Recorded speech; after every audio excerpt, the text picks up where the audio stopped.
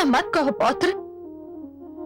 यदि मेरे होते हुए मेरे लाडले पौत्र को दुख हुआ तो ये मैं सहन नहीं कर सकती।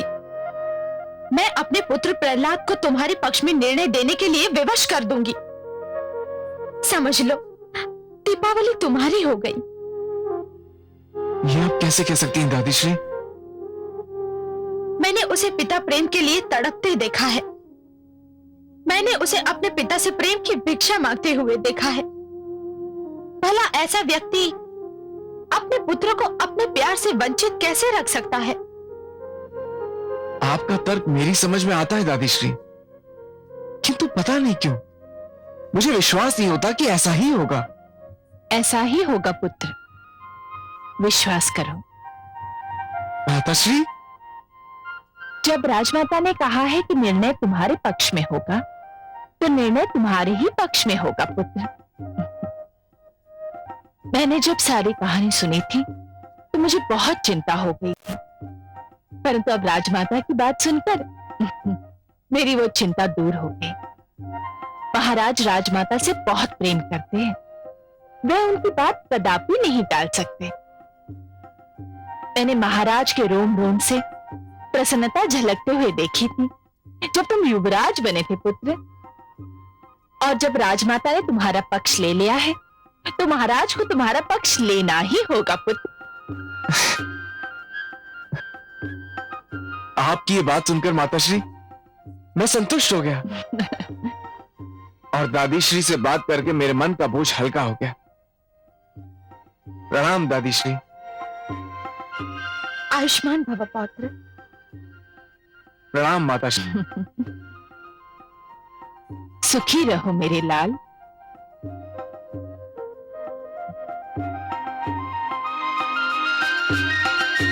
अपने लाडले पौत्र के मुख पर चिंता की लकीरें देखकर मैं तड़प उठी थी पुत्रवधू।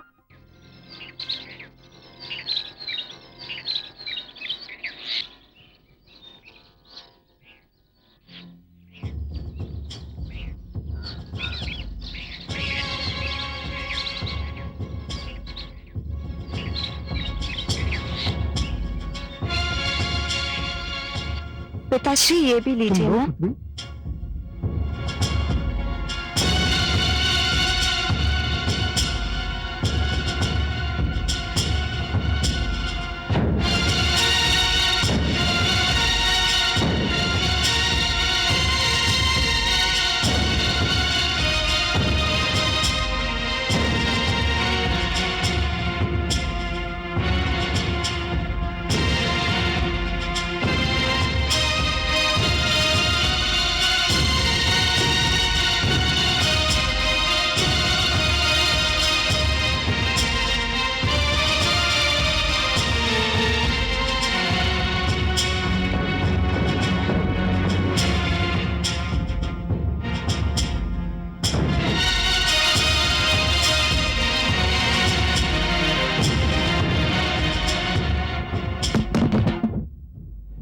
कौन है? पिताश्री, मैं देखती हूँ।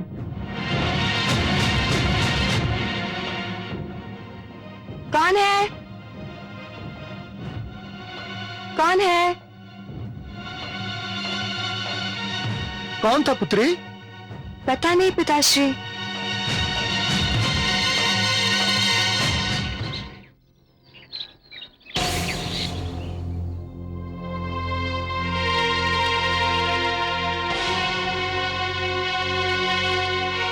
सुना है मेरे पिताश्री तुमसे मिलने आए थे। तुमने सत्य सुना है मित्र, तुम्हारे पिताश्री मुझसे मिलने आए थे। क्यों? मुझसे यह पूछने के लिए कि दीपावली को तुम्हारे अथवा मेरे लिए चुनने के लिए उन्हें अपना न्यायाधीश बनना मुझे स्वीकार है या नहीं। तो तुमने क्या कहा? मैंने उनसे कहा कि मुझे उनका न्यायाधीश बनना स्वीकार है।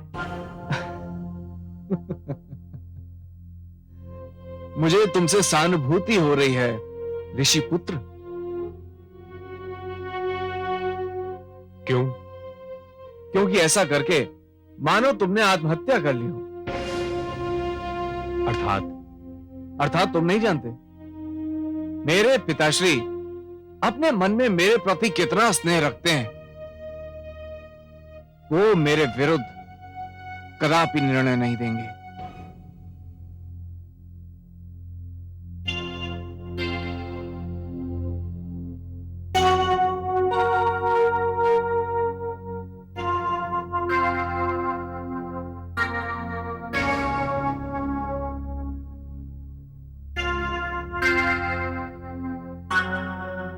पुत्र, माते आप।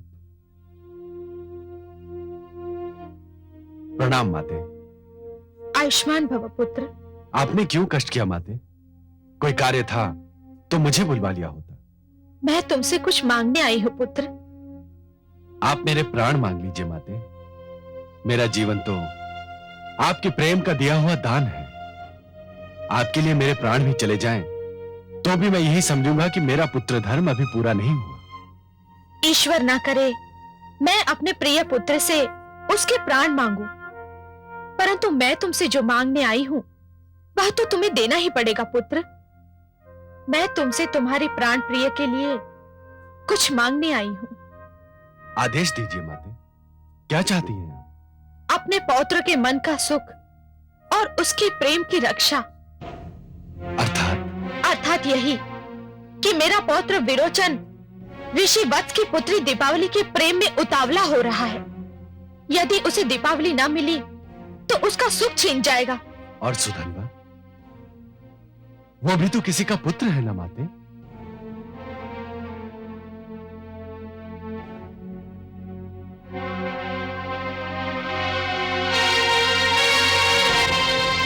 उलझ गया। मेरा पुत्र एक बार फिर विकट समस्या में उलझ गया। कौन उलझ गया महादेवी? मेरा प्रहलाद, और कौन। जब वो बालक था तो समस्याएं उसके सामने एक एक करके आती थी, किंतु अब कई समस्याएं, कई प्रश्न उसके समक्ष नाग के समान फन फैलाए खड़े हैं। न्याय की समस्या, व्यवस्था की समस्या, मर्यादा की समस्या, किस किस की सुनेगा वो? महादेवी, आपका पुत्र एक राजा है और इसीलिए वो ब्रह्मा जी की तरह चार मुखों वाला या मेरी तरह चार भुजाओं वाला नहीं है। उसे तो सब कुछ अकेले ही करना पड़ता है। मुझे तो लगता है कि आपका पुत्र प्रहलाद इस समस्या को भी सरलता से सुलझा लेगा। नहीं कमल नयन, लगता है उसके प्रति आपका स्नेह कुछ कम हो गया है। हे पद्मनाभ, आप वो नहीं देख रहे जो मैं देख रही हूँ। कन्या दीपावली, उसके पिता और तो और अंगिरा पुत्र सुधन्वा ने भी उसके समक्ष श्रेष्ठता का चुनाव करने की चुनौती रखती है, किंतु योग्यता का आधार क्या होगा? विरोचन पुत्र प्रहलाद को अत्यंत प्रिय है। राजमाता कयाधु का भी वो लाडला है। एक ओर स्नेह संबंधों की बेड़ियां तो दूसरी ओर न्याय की मांग। महादेवी, यदि आप पुत्र प्रहलाद की कोई सहायता करना चाहती हैं तो मैं आपको नहीं रोकूंगा। यही तो समस्या है कमल नयन। श्रेष्ठता के चुनाव में एक ओर राजमहल का वैभव है तो दूसरी ओर आश्रम की पावनता। एक ओर बल है तो दूसरी ओर साधना। एक ओर समस्त सुविधाएं हैं तो दूसरी ओर अपार शांति। एक ओर अधिकार ही अधिकार है तो दूसरी ओर समर्पण ही समर्पण।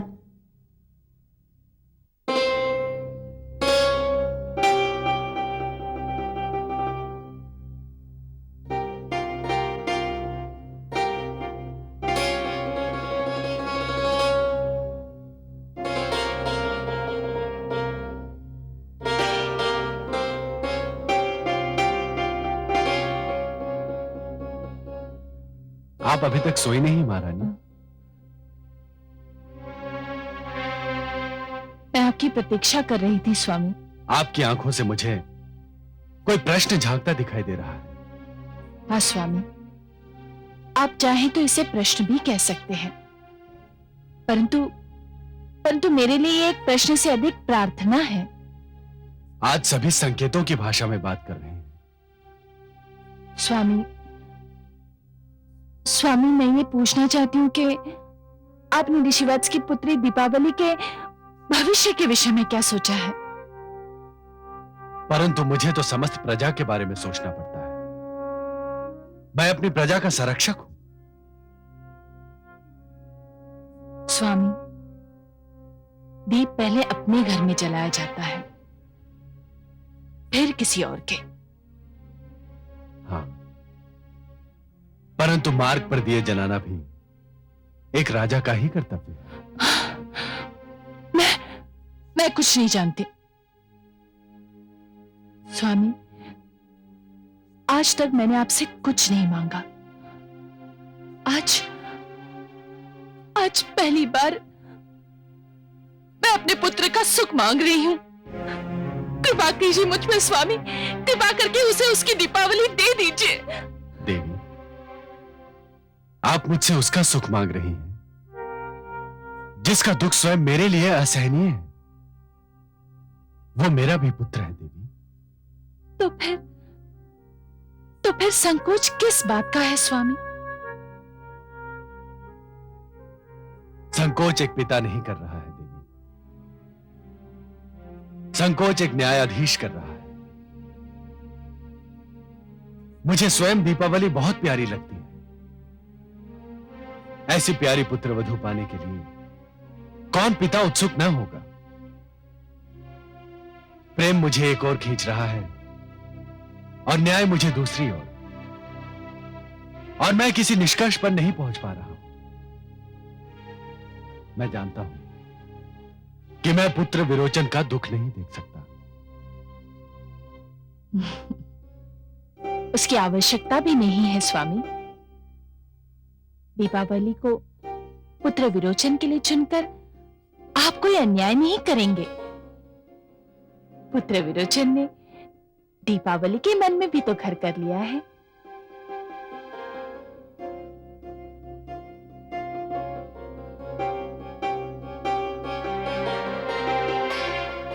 मुझे सोचने दीजिए देवी, मुझे इस उलझन से निकलने का मार्ग ढूंढ लेने दीजिए। अवश्य सोचिए स्वामी, परंतु मैं जानती हूं अपने पिता के प्रेम को तरसा हुआ व्यक्ति अपने पुत्र को कभी नहीं तरसा सकता।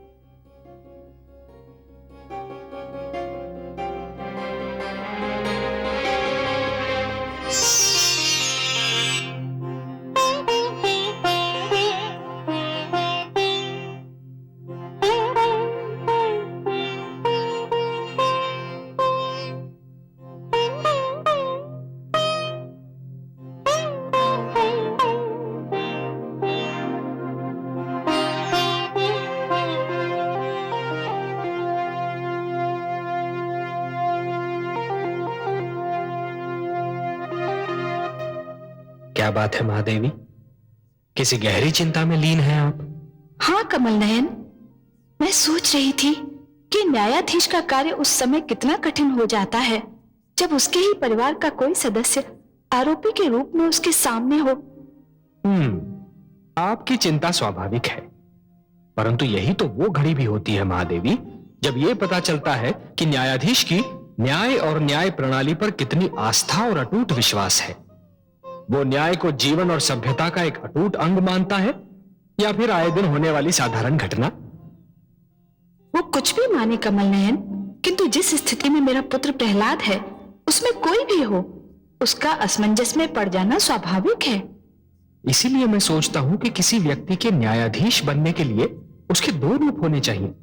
दो रूप? ये क्या कह रहे हैं आप कमल नयन? दो रूप रखना तो किसी भी व्यक्ति का अवगुण है। वो व्यक्ति ही क्या जो भीतर से कुछ हो और बाहर से कुछ और दिखाई दे। आपकी बात सर्वथा सत्य है महादेवी, सर्वथा सत्य है, परंतु जीवन की कुछ स्थितियों में इस अवगुण को अपनाना भी अनिवार्य होता है, और एक न्यायाधीश के लिए तो अत्यंत अनिवार्य। आप तो पहेलियां बुझाने लगे कमल नयन। कोई पहेली नहीं है महादेवी। न्यायाधीश के न्याय के आसन पर बैठने से पहले और न्यायासन पर बैठने के उपरांत दो रूप होने आवश्यक है। न्याय के आसन पर बैठने के पहले वो व्यक्ति किसी का पिता हो सकता है, किसी का पुत्र हो सकता है, किसी का पति हो सकता है, या फिर किसी का भ्राता। परंतु जैसे ही वो न्यायाधीश के आसन पर विराजमान हो जाता है, उसके सारे नाते टूट जाने चाहिए। उसे केवल न्यायाधीश रहना चाहिए। और यदि ऐसा ना हुआ महादेवी, तो कभी धन के लोभ से या कभी नातों की महत्ता से उसके पांव डगमगाने लगेंगे। न्याय प्रणाली पर भ्रष्टाचार का अधिकार हो जाएगा। धन और नातेदारी तो मायाजाल है महादेवी, भ्रष्टाचार के मुख्य आधार हैं। इस स्थिति में मुझे अपने पुत्र से एक विचित्र प्रकार की सहानुभूति हो रही है। न जाने आगे क्या होने वाला है। महादेवी, जिस प्रकार जुगनू के अस्तित्व का आभास तभी होता है जब चहुओर अंधकार छाया रहता है, उसी प्रकार किसी भी व्यक्ति के चरित्र का प्रकाश तभी दिखाई देने लगता है जब वो परीक्षा की घड़ियों में घिरा रहता है। अब देखना यह है कि वो इस परीक्षा के लिए कितना तैयार है।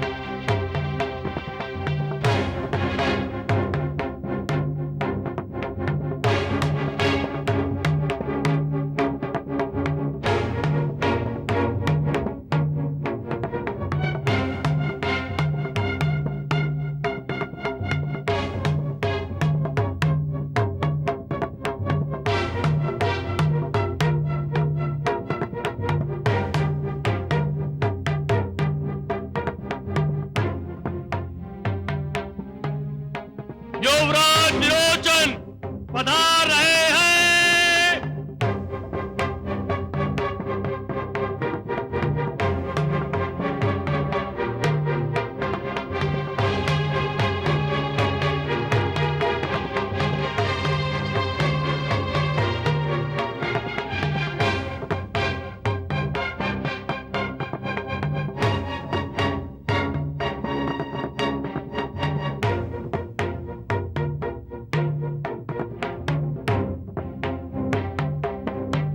नहीं विरोचन,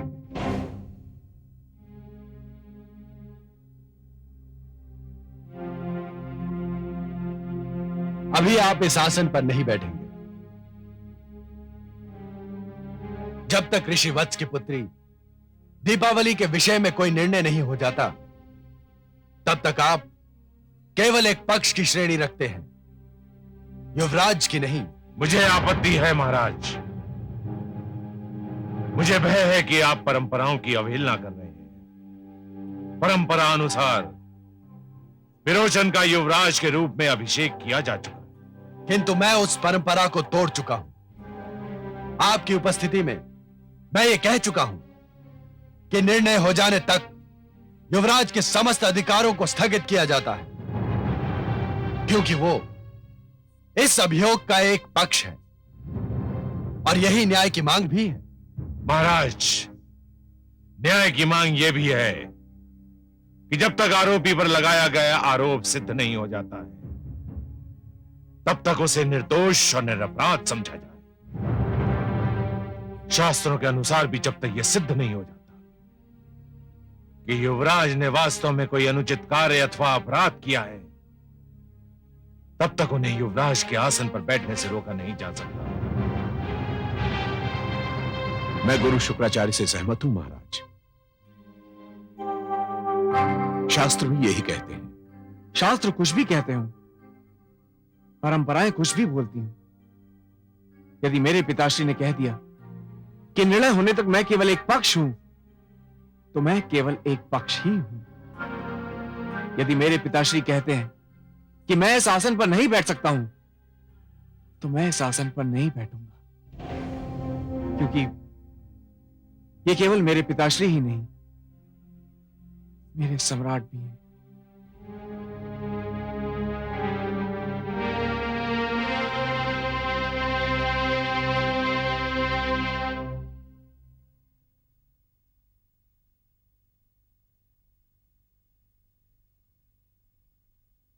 मेरे समक्ष एक जटिल समस्या है। हे महापुरुषों, यद्यपि किसी कन्या के लिए वर का चुनाव केवल उस कन्या का अधिकार है, और ऐसा अधिकार है जिसमें कोई और हस्तक्षेप नहीं कर सकता, परंतु ऋषि वत्स और उनकी सुपुत्री दीपावली ने यह कार्य मुझे सौंप दिया है, क्योंकि दीपावली यह निर्णय नहीं कर पा रही है कि वो अपने वर के रूप में किसको चुने। पुत्र विरोचन, ऋषि पुत्र सुधन्वा, मैं जो भी निर्णय करूं आपको स्वीकार होगा? संपूर्णतः अक्षरशः निसंकोच महाराज। यह जानते हुए भी कि विरोचन मेरा पुत्र है? ये तो मैं तब भी जानता था महाराज, जब मैंने आपका न्यायाधीश बनना स्वीकार किया था। और तुम्हें राजकुमार विरोचन, क्या तुम्हें भी मेरा निर्णय स्वीकार होगा?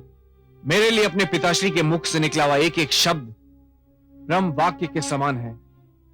आपका दिया हुआ निर्णय मेरे लिए आदेश होगा, और आपका आदेश मेरे सिर आंखों पर। धन्यवाद सुधन्वा, धन्यवाद पुत्र। हे उपस्थित सभासदों, प्रश्न यह है कि किसी व्यक्ति को श्रेष्ठ मानने के लिए श्रेष्ठता की कसौटी क्या है? विशेषतः ऐसे में जब एक पक्ष राजकुमार हो और दूसरा एक ऋषि पुत्र। मेरा अनुभव, मेरा अध्ययन यह कहता है कि ऋषि ही श्रेष्ठतम है, क्योंकि ऋषि राज की लालसा, सत्ता के लोभ और धन की इच्छा से मुक्त होता है, जो एक व्यक्ति के लिए यदि असंभव नहीं तो सरल भी नहीं। मैं आपसे सहमत नहीं हूं महाराज। क्यों गुरुदेव? इच्छाओं से मुक्ति प्राप्त कर लेना बड़ी बात है, अवश्य बड़ी बात है, परंतु उससे भी बड़ी बात इच्छाओं के बोझ के साथ जीवन पथ पर चलना और इस प्रकार चलना कि पांव डगमगाने ना पाए, उससे भी बड़ी बात है। राज मुकुट को ठुकरा देना यदि श्रेष्ठता है, तो ये जानते हुए कि राज मुकुट में कांटे भी होते हैं, उसे पहन लेना भी तो श्रेष्ठता का चिन्ह है। राजा होना भी तपस्वी होने से कम नहीं होता। राजा जब केवल अपना ना होकर सारी प्रजा का हो जाता है, तो वो किसी ऋषि से कम महान नहीं रह जाता। और इसका सर्वोत्तम उदाहरण महाराज स्वयं आप हैं। सारा संसार जानता है कि आपने प्रजा के लिए अपने आप को त्याग दिया, और मैंने युवराज विरोचन को यही शिक्षा दी है। यदि श्रेष्ठता की कसौटी यही है, तो मेरा शिष्य इस कसौटी पर खरा उतरता है। मैंने आपका तर्क मान लिया कुलगुरु, परंतु यह ना भूलिए कि विरोचन दीपावली को उसकी कुटिया से ले आया था। मुझे इस पर भी आपत्ति है महाराज। क्यों? क्या यह सत्य नहीं है? किंतु अधूरा सत्य है। पूरा सत्य यह है कि युवराज विरोचन पुत्री दीपावली को ले नहीं आए थे, पुत्री दीपावली उनके साथ आ गई थी, और युवराज ने बल का प्रयोग नहीं किया था। बल का प्रयोग केवल शारीरिक रूप में नहीं होता गुरुदेव, मानसिक रूप में भी होता है।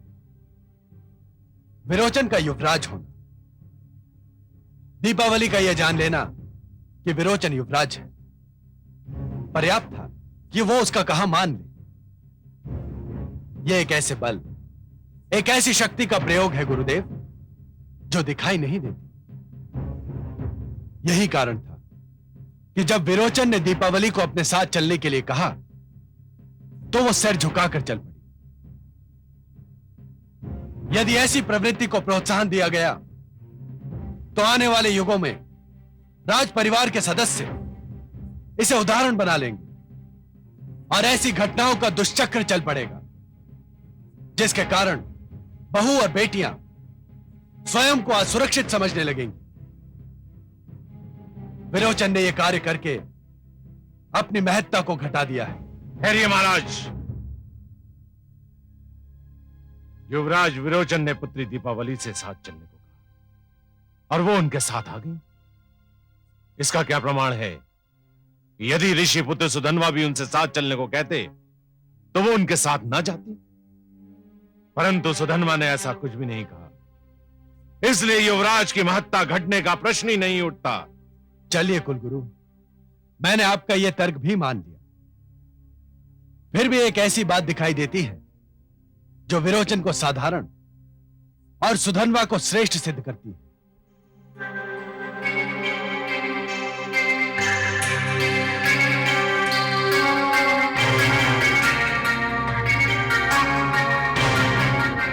दीपावली विरोचन और सुधन्वा दोनों को भा गई थी और विरोचन उसे अपने साथ ले आया।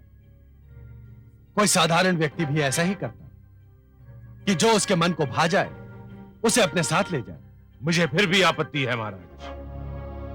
दीपावली स्वेच्छा से युवराज के संग आई थी।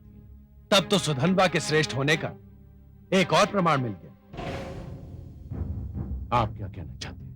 आपके कहने के अनुसार यदि दीपावली स्वेच्छा से विरोचन के साथ चली आई थी, तो कोई साधारण व्यक्ति होता तो उसके चरित्र पर संदेह भी कर सकता था। किसी कन्या के चरित्र पर संदेह करना, उस पर लांछन लगा देना, उस पर किसी प्रकार का आरोप लगा देना, उसका भविष्य और जीवन नष्ट करने के लिए पर्याप्त है। साधारण व्यक्ति ऐसा कर सकता था। परंतु जब मैं सुधन्वा से मिला, तो इस घटना के कारण मैंने उसके माथे पर एक बल भी नहीं देखा। उसके नेत्रों में देवी दीपावली के चरित्र पर संदेह की एक हल्की सी झलक भी नहीं दिखाई देती। नारी के चरित्र पर यह अटल विश्वास, उसकी स्वतंत्रता का यह आदर, उसके अधिकारों के प्रति यह सम्मान ऋषि पुत्र सुधन्वा को युवराज विरोचन से श्रेष्ठतम सिद्ध करता है। इन सब बातों को समक्ष रखते हुए मैं यह निर्णय देता हूं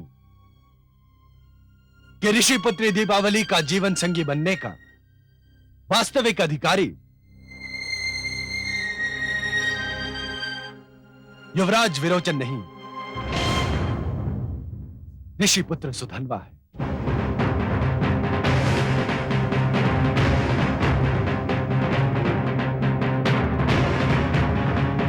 बधाई हो मित्र, बधाई हो।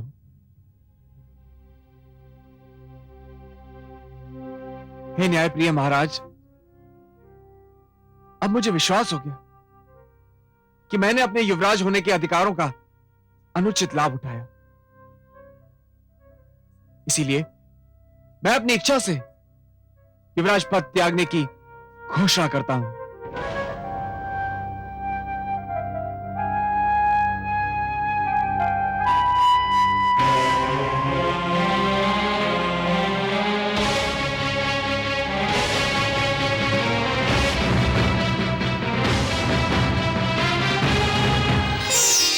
कमल नयन, कहिए देवी। धन्य है आपका पुत्र प्रहलाद, धन्य है। आज सारे संसार के साथ साथ मुझे भी उस पर गर्व हो रहा है। और क्यों न हो, जब कोई संतान किसी बड़ी परीक्षा में पूर्ण अंकों से उत्तीर्ण होती है तो माता पिता की प्रसन्नता देखने योग्य होती है महादेवी। हाँ पद्मनाभ, आज प्रहलाद ने जो कर दिखाया उससे आने वाली पीढ़ियां प्रेरणा लेंगी। उसने ये सिद्ध कर दिया कि राजधर्म के समक्ष पितृधर्म, पुत्र धर्म और पति धर्म कुछ महत्व नहीं रखता। न्याय के आसन पर बैठकर राजा केवल न्यायाधीश ही होता है। हाँ महादेवी, आज यदि प्रहलाद ने अपने पुत्र विरोचन के पक्ष में निर्णय दे दिया होता तब भी कोई उस पर अविश्वास नहीं करता, सभी उसे स्वीकार कर लेते। परंतु हमारे पुत्र प्रहलाद ने आज लोगों के उस विश्वास की रक्षा की है जो राजा बनाते समय लोगों ने उस पर किया था। उसने लोगों के विश्वास को टूटने नहीं दिया महादेवी। इस उपलक्ष्य पर मैं उसे बधाई देना चाहती हूँ। तो हम दोनों को चलना चाहिए, चलें?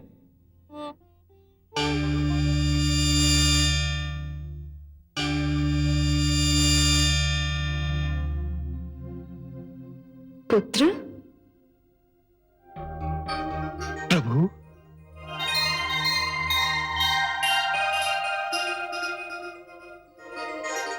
आयुष्मान भव। हे गरुड़ध्वज, हे माता राजराजेश्वरी, आप दोनों यहां? यह मेरा सौभाग्य नहीं तो और क्या है। हम तुम्हें तुम्हारे निर्णय पर बधाई देने आए हैं। माते, मेरे किस निर्णय पर प्रसन्न होकर आप दोनों मुझे दर्शन देने यहां आए? पुत्र प्रहलाद, तुमने जो निर्णय किया वो कोई साधारण कार्य नहीं था पुत्र। हे प्रभु, मैंने तो केवल आपके बनाए गए नियमों का पालन किया है। निस्संदेह पुत्र, निस्संदेह। परंतु फिर भी वो कार्य इतना सरल नहीं था। शालीनता का पूर्ण पालन करने के उपरांत भी तुमने अपने ही पुत्र विरोचन को सुधनवा से अधिक श्रेष्ठ नहीं ठहराया। दोनों की श्रेष्ठता में बहुत सूक्ष्म रेखा थी पुत्र।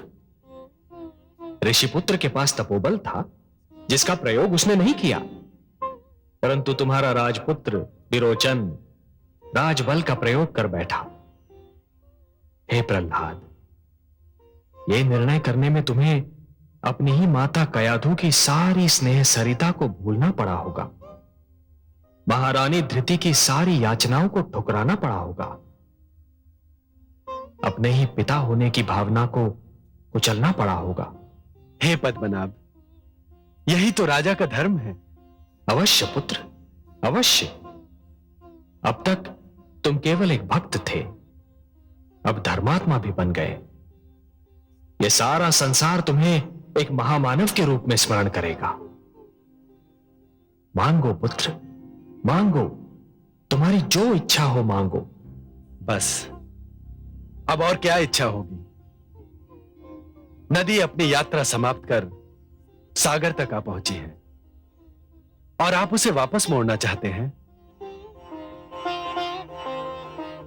हां प्रभु, अब तो केवल ज्ञान चाहिए, वैराग्य चाहिए।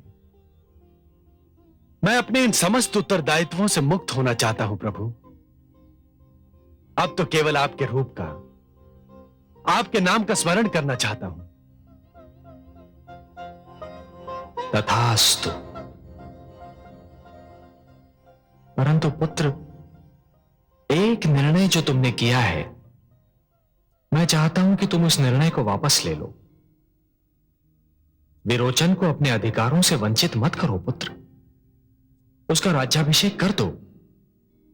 अपनी प्रजा के प्रति तुम्हारा यह अंतिम उत्तरदायित्व है।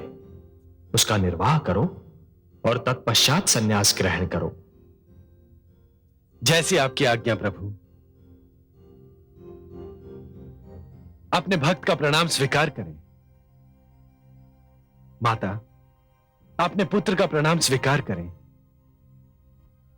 आयुष्मान भव।